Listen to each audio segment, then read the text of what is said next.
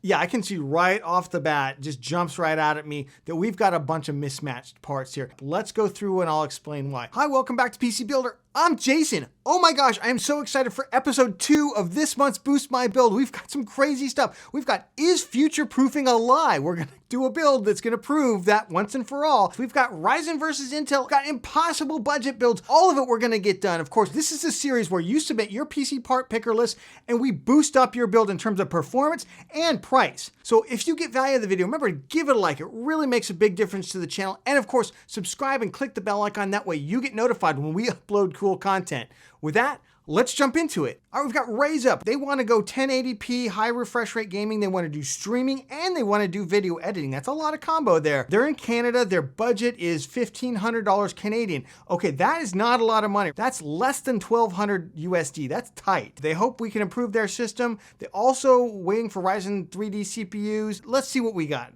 And we are at $1,968 Canadian already. So a big red flag, right? If your budget is $1,500 Canadian, you're already 468 Canadian dollars over. So we have got our work cut out from us. And I can see why we're so far over budget right off the bat.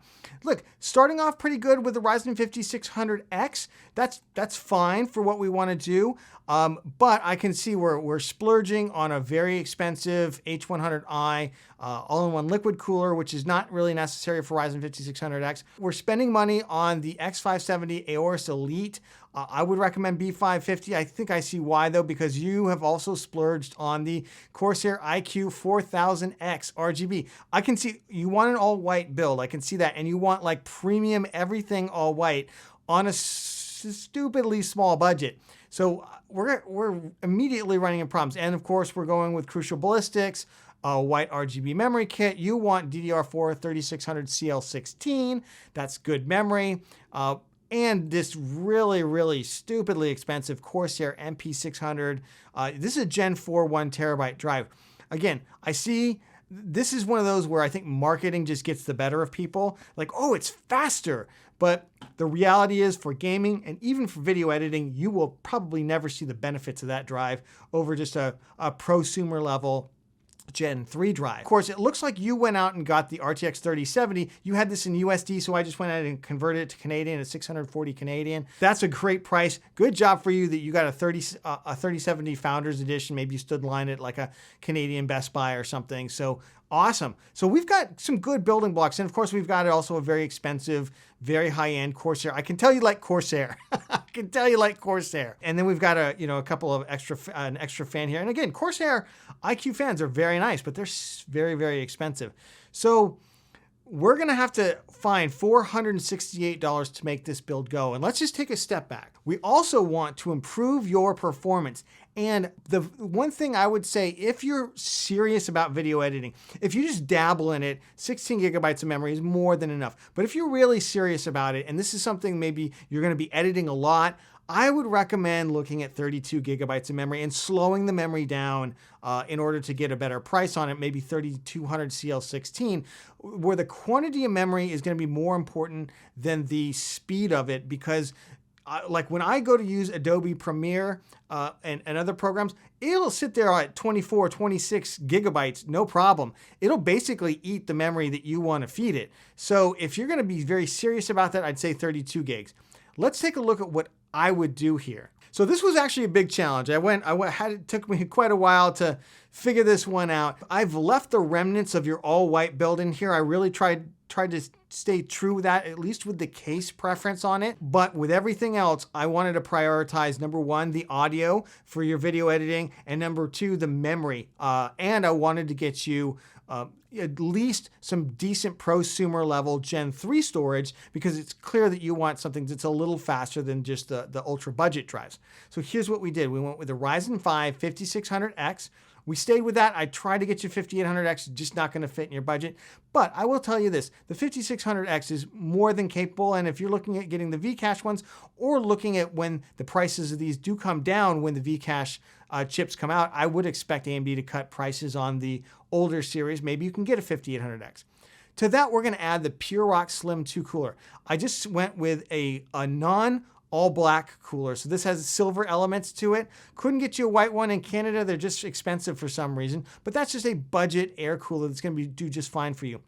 And we got the Gigabyte B550M Aorus Pro. Now, why did I go with the Aorus Pro? I went with it for the audio. This has ALC 1220 audio on it. So when you plug in your headphones, and they're high impedance headphones, into the front panel of the case, the ALC 1220 audio codec has extra support for that. So you're going to get much better sound quality, which is one of the things, just knowing when you edit video, you're really going to want to focus on is the sound quality. So just note that the B550M Aorus Pro-P only has an ALC 1200 audio codec.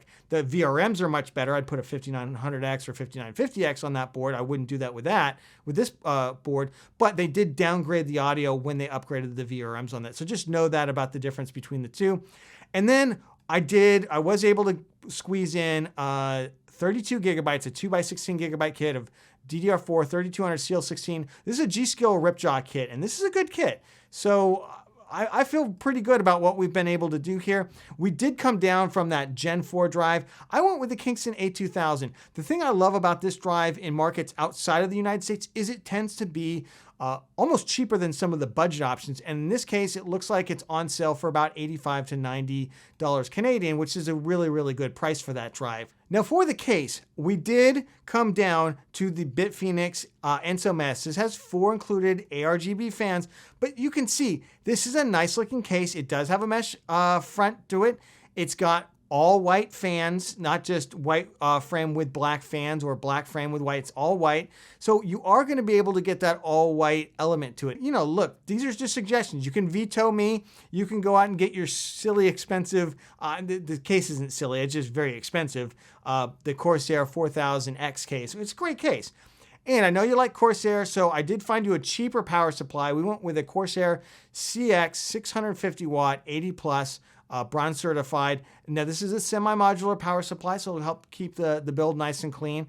Overall, it's a C tier rated unit. Could move up to the B tier, but we're already over budget, as you can see, $1,527. I did finish 27 Canadian dollars over budget, but we massively whittled this thing away. And if you're able to find a little bit more money and you want to add in some of these other elements, you could certainly do that. Okay, buckle up, because I just read this post and I about fell out of my seat. So Rasmus Yitter says they just got their hands on an RTX 3080 earlier this year, and they upgraded a bunch of stuff, but not the platform. They built their PC in 2015, lasted them until now, and they want to do the same exact thing. They're running an i7 4790K, 16 gigabytes of DDR3 memory, and an RTX 3080. That is insane.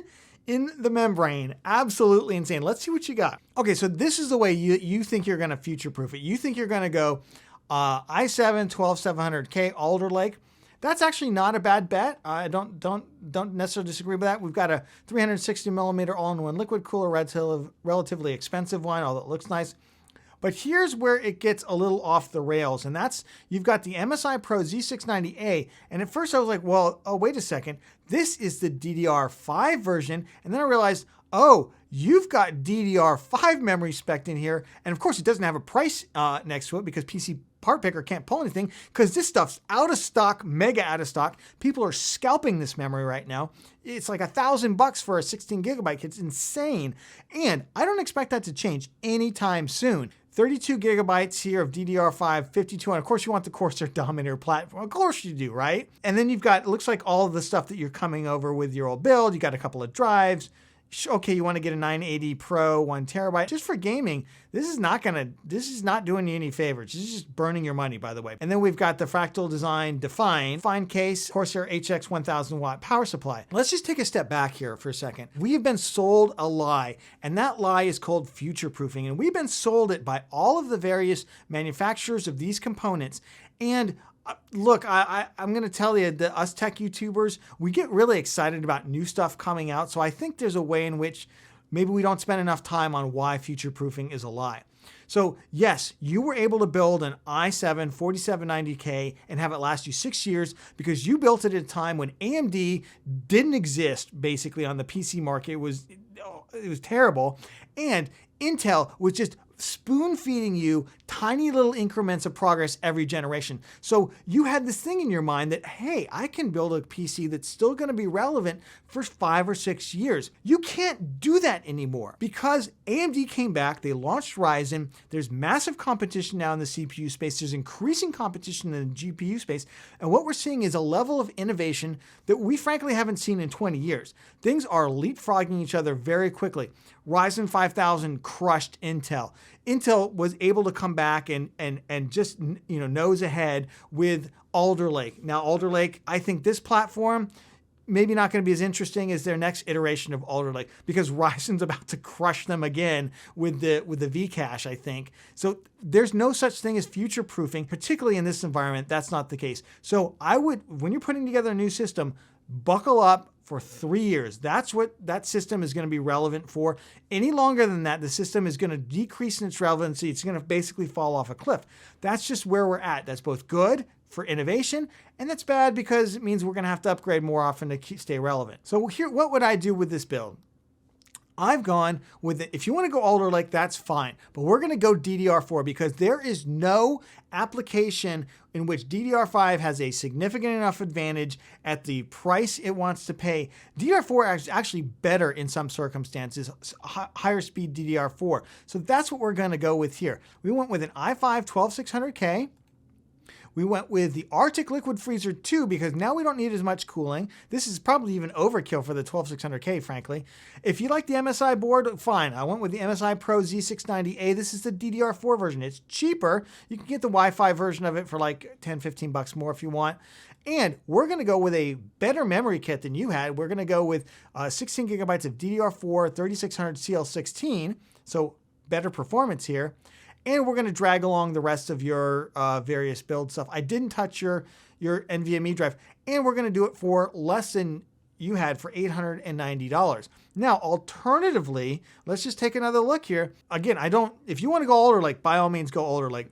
Let's just take a look at what a Ryzen build would look like. You could go Ryzen 7 5800X, again, $340, very compelling price on it right now. Same Arctic Liquid Freezer cooler. We're going to go with the MSI B550 Tomahawk for $140. There are cheaper B550 motherboards with premium audio that you can get. I just went with a full-size ATX motherboard. Same memory kit that we just went with in the Alder Lake, so the 3600 CL16. And we can do all of that for $850. And frankly, this is not going to require a 1,000-watt power supply, although you already own the power supply, so I guess we're not going to really get any cost savings.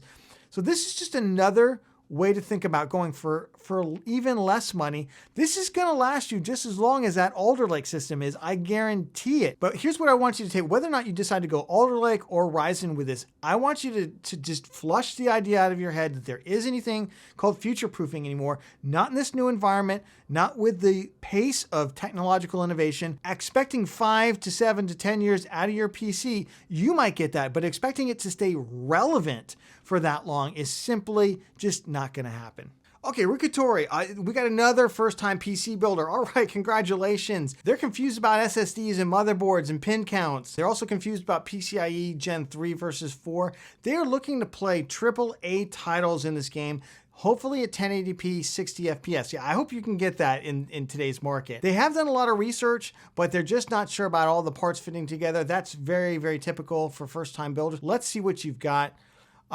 Yeah, I can see right off the bat, just jumps right out at me that we've got a bunch of mismatched parts here. Now, these parts will all work together. However, the relative size of them doesn't match up. Let's go through and I'll explain why. So we start off with the Ryzen 5600X, perfectly good gaming CPU. But to that, we're going to add the Be Quiet Dark Rock Pro 4. This is a massive, massive air cooler you put on like a 5900X, a 5950X. Just absolute total overkill for $90. And we're going to stick that on an Asus TUF Gaming B550M. This is a micro ATX motherboard. Basically, you're just going to look in your case and you're going to see just one giant hunk of metal in there. Then we have something that's, typical classic mistake, and this is people just not understanding what speed memory they need for what processor. So this is a Silicon Power DDR4 3000 CL16, and you can say, oh, well, this one's a couple dollars cheaper than the 3200 one. Yes, but I would not dip with Ryzen 5000. I would not dip below 3200 CL16. I think that is the absolute floor. Going up doesn't necessarily net you more speed and performance. It depends on your graphics card, but going down begins to introduce bottlenecks. So I would not come down to DDR4 3000 CL16 memory unless I absolutely had to for some reason.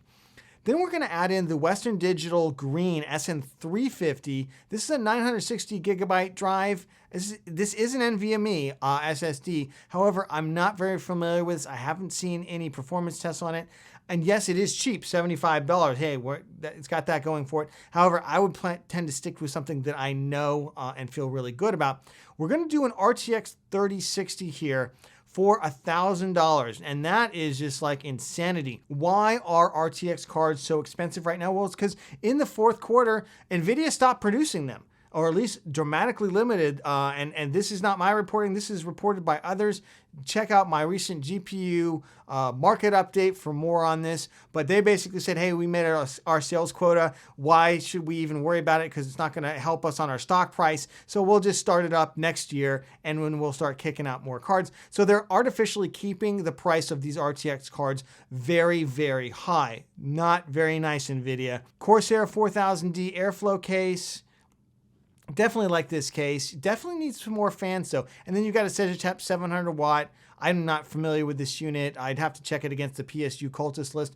If you're having trouble picking a power supply, check out my best PSU 2021 video. So what would I do with this build? Well, I think we want to right size this build. So let's take a look at how we do that, because you're at $1,881 with this build. And honestly, I don't see $1,881 worth of performance here. You could buy a pre-built right now with this same level of performance for about $1,300. So you're spending about $500, $600 extra to end up with something that you have to build.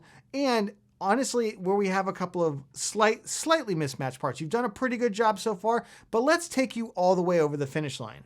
Now, here's what I would do. I've kept your copy of Windows 10 in here. Last time I brought this up during a Boost My Build, I got a bunch of angry comments, so we'll just leave that to the side for now to another video. Let's focus on the actual hardware.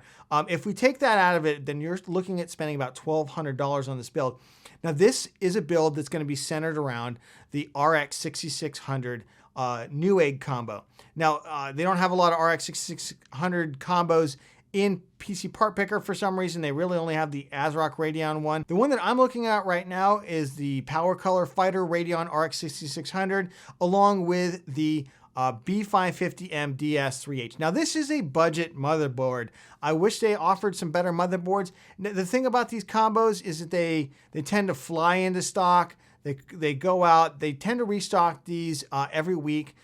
Sometimes with RX 6600 XT combos, sometimes with the 6600s. You can just go through here and find what you want. Right now, I don't like any of the motherboards they're really pairing with it. I think that'll probably change next week, so you can just keep checking back. So let's bullet through here. So obviously, we've got the RX 6600 graphics card, along with the Gigabyte B550M DS3H motherboard. And that's going to set you back a total of $595, about $600. We're going to go with the Ryzen 5600X on this, and we're going to go with a simple budget cooler in the id Cooling SE224. And this is a nice all black cooler. Decided to give you a little bit of style since we're going to cheap out on the motherboard, unfortunately, a little bit.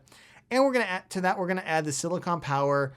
This is a DDR4 3200 CL16 kit, along with, I actually went up on the drive. I went with the Western Digital Blue SN550. I just don't know that green drive. I can't find anybody who has tested that thing for performance yet. So for $10 more, I'd like to stick with this one. If you want to get the other one, feel free. But we did stick with your Corsair airflow case.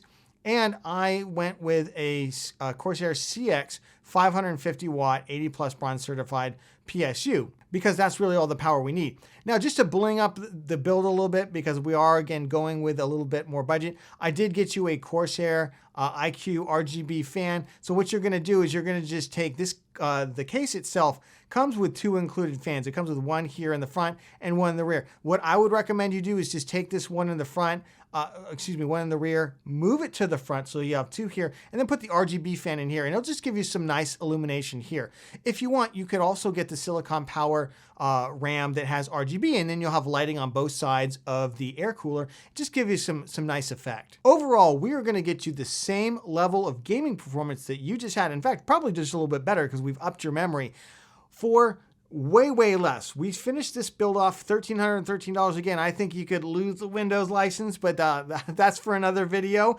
So I'll leave that one here. Your build is boosted. We've got Saucy. It's their first PC build, $1,200 budget. They're in the UK. They're mainly going to use it for gaming, for schoolwork, a bit of light coding. They're not sure about the overall GPU market. They want to get an RTX 3060. Now, I noticed it didn't include that in the price of this, so I'm just going to assume you're going to get that outside of this, and the $1,300 here we could spend on the entire build. So let's just take a quick look. They've got a Ryzen 5 5600X build. This is an all-white theme build. I can just, right off the bat, yeah, they got an H100i all-in-one liquid cooler, white. They've got an MSI Gaming Edge Wi-Fi B550, good motherboard. And then we've got a Corsair Vengeance RGB kit. That's DDR4 3600 CL18. And then, down we've got the Seagate Barracuda. This is, the traditional 2 terabyte hard drive. And we do have a nice value price to performance 1 terabyte NVMe SSD. Now, we are splurging a little bit with this case. We've got a Corsair iQ 4000X. This comes with 3 included RGB fans. And Corsair RGB fans are expensive. And then they're also going with the Corsair white power supply. This is an RM750X. And this is where I think this build might need a little help. They did add a whole bunch more fans too, by the way, which to me, I didn't quite understand because we've got 3 case fans here, and then we've got another case fan. So you're adding 4 more Corsair, quite expensive RGB fans when your case already comes with 3, and you're gonna get 2 more on the cooler. So here, let me help you understand how this works. The cooler comes with the fans. So if you get a 240 millimeter all-in-one liquid cooler, it already comes with these fans. Now, I believe these are RGB fans. If they're not, they have an RGB version of this too. Let's answer the question though, do you need a white power supply? Well, you only really need a white power supply if the shroud on the case, that's this thing down here, actually has a window in it. You will see a number of these. In fact, the case I'm using, the Fantex P500A sitting right next to me, does have a window right here where you can see the power supply.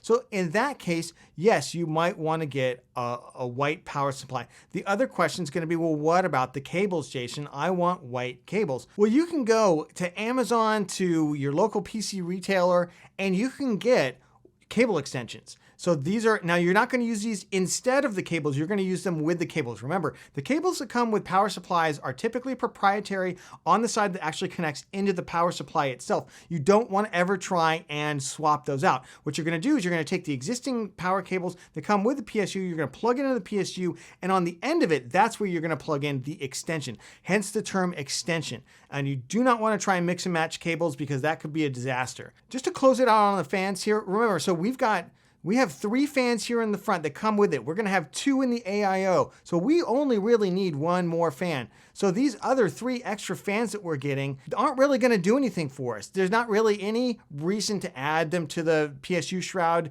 The shroud on this one is not mesh, it's a solid piece of metal. So this is $50 or 50 pounds, excuse me, that you can just put back into your pocket, as well as finding a cheaper power supply that's not all white that'll also meet your needs. Again, this build without a graphics card, even with a graphics card, would probably 650 watts is what I would go with, not 750 unless you get a deal on a 750, and then that's fine. So you can probably save quite a bit of money here. Stick to your white theme and use that money to get yourself a graphics card. Thank you for joining us on this month's Boost My Build. What would you do differently? Leave it down in the comments. And of course, remember to subscribe and click the bell icon. That way you get notified when we go live. And of course, remember to give the video a like. He really gets a big kick out of seeing all the likes add up. If you want to watch even more Boost My Build, I'm going to put a big thing right here. You can check this out. You don't even have to watch the cat eat me. You can just watch more Boost My Build right here. Check it out.